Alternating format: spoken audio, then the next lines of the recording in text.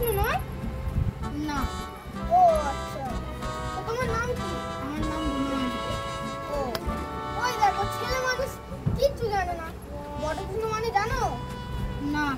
বটকৃষ্ণ মানে হলো বনমালী, আর বনমালী মানে জানো? না। বনমালী মানে হলো বটকৃষ্ণ। ছি ছি ছি। আচ্ছা ভূতবাবু, তোমার ডান হাত কোনটা বলো দেখি? তোমার বাম হাত কোনটা বলো দেখি? এই দেখো, এটা কি বলো দেখি ভূতবাবু? এটা সন্দেশ, সন্দেশ, এটাকে খেতে হয়। এত বড় হেরে ছেলে হয়েছো, এটাকে কি জানো না? এটাকে খেতে হয়।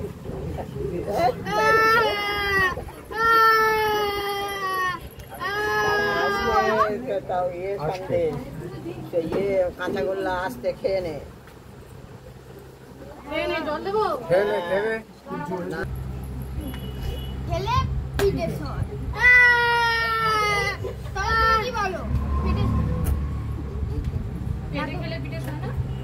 তবে তুমি কি বলো? পেটে খেলে পিঠে সয় না? না, সয় না।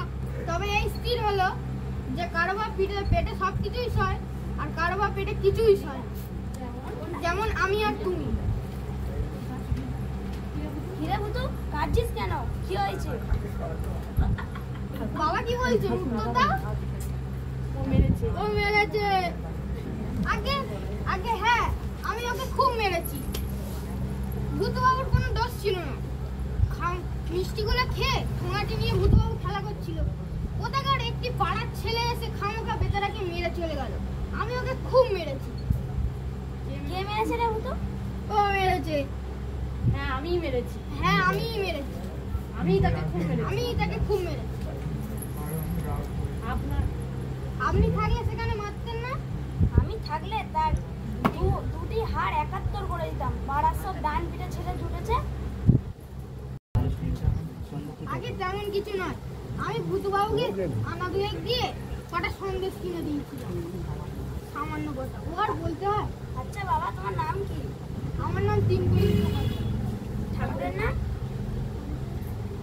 ক্ষুদিরাম মুখোপাধ্যায়। ক্ষুদিরাম তো আমার পরম আত্মীয় যে।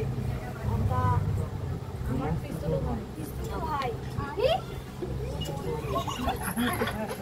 ওঠো, আজকে চলো বাবা, বাড়ি চলো, জল খাবার খাবে। আজকে তো আবার পৌষ পার্বণ, পিঠে না খেয়ে ছাড়বো না। চলো।